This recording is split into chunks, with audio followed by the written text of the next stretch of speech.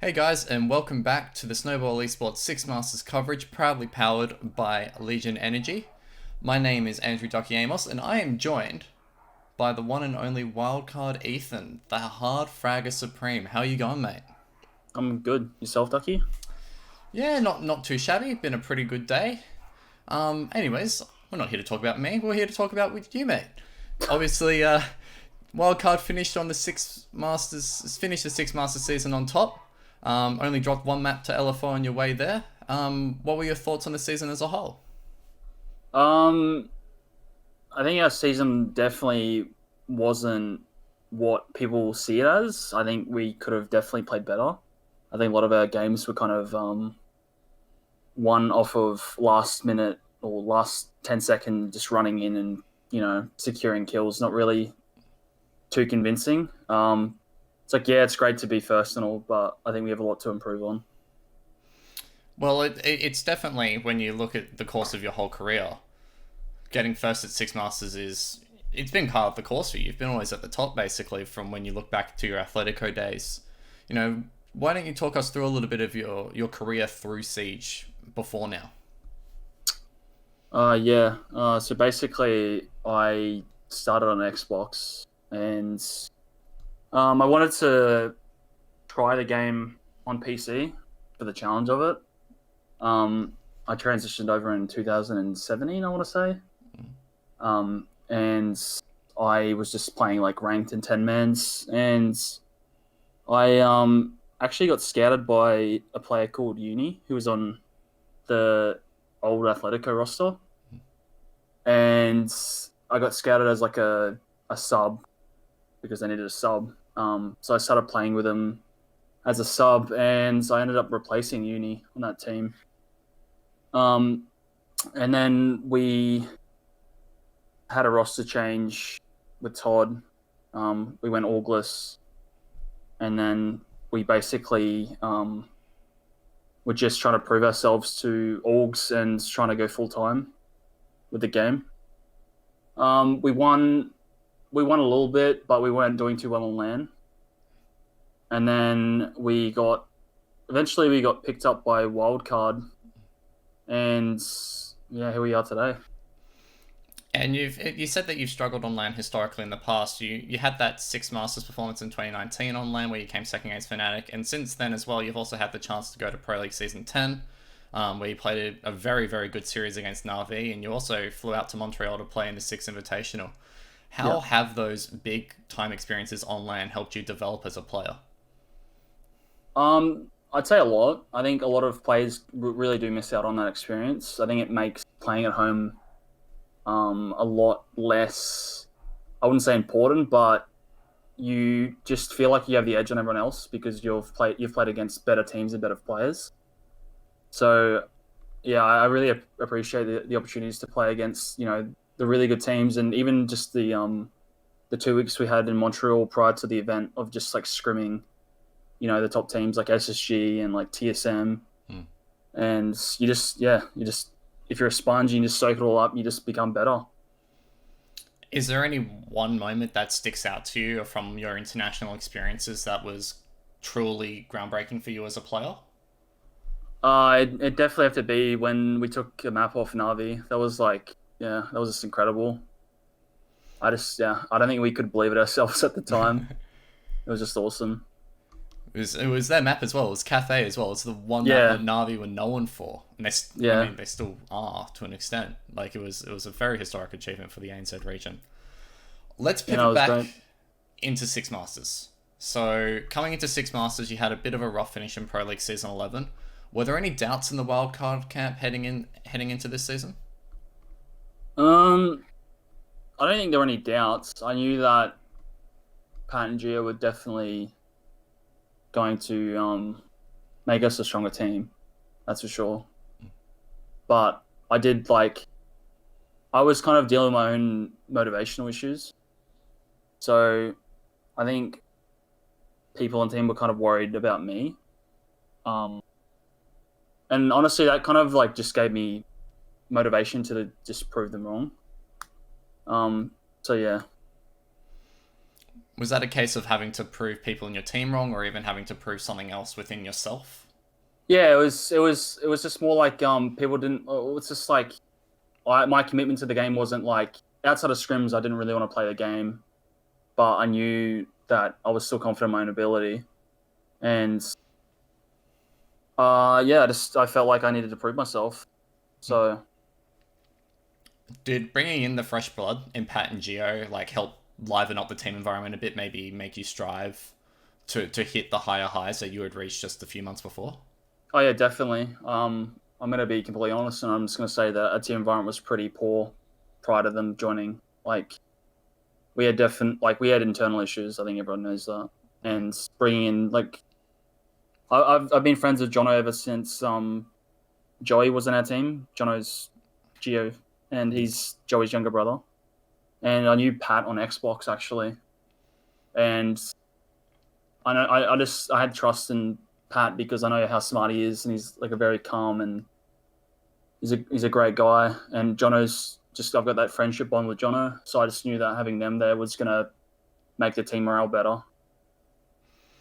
Did they also bring like some individual skills or talents that Wildcard were previously missing during your runs in Pro League Season 11 and even dating back to SI?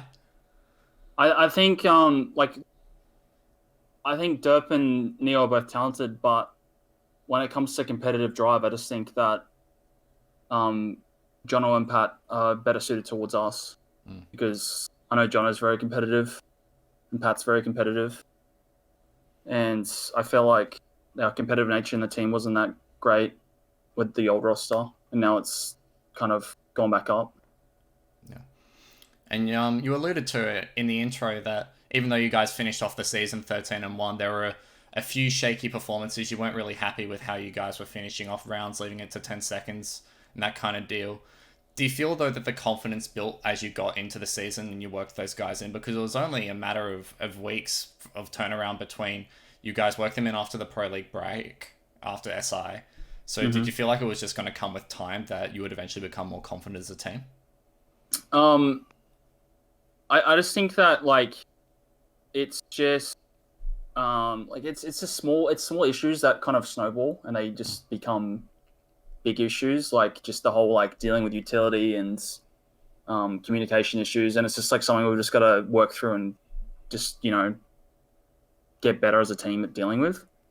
And the whole confidence thing, like I'm confident in like everyone on the team. It's just we've got to just address things and not get complacent, because I think the biggest downfall to every team in our region is just the complacency of like, oh yeah, we beat this team, we're better than them, and then just instead of actually like looking at it and seeing we won but we shouldn't have won, we played pretty poorly and we won off of like we just won cheesy rounds basically. So I think it's just like a good indicator for yourself, if you're really honest and harsh on yourself, that you're going to actually like go far and actually become a better player and a better team. And obviously you weren't really feeling too confident about yourself, but you put up some absolutely outstanding performances in this Six Masters season. Remember the Consulate map where you dropped 23 kills, absolutely outstanding.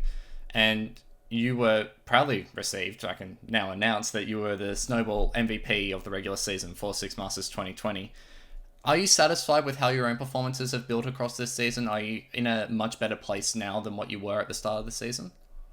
I wouldn't say I wasn't confident. I'm very confident in my own ability. It's just my own commitment to the game, I guess, and my own enjoyment of the game outside of scrims is just not what it used to be. And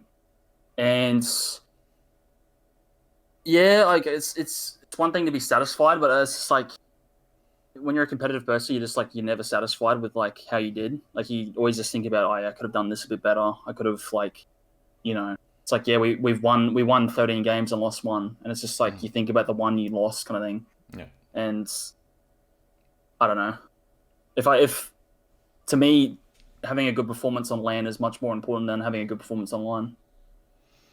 Does that kind of change the perspective that you've taken into this Six Masters season then, that because it's completely online that it might not hold, say, as much weight as a Pro League final that you guys would play against APAC teams at the ESL studios in Sydney? Uh, in a way, but I still feel like I was really hungry to beat some of the teams that we actually struggled and lost against last season, and it kind of embarrassed me. And I was like, I really wanted to beat them.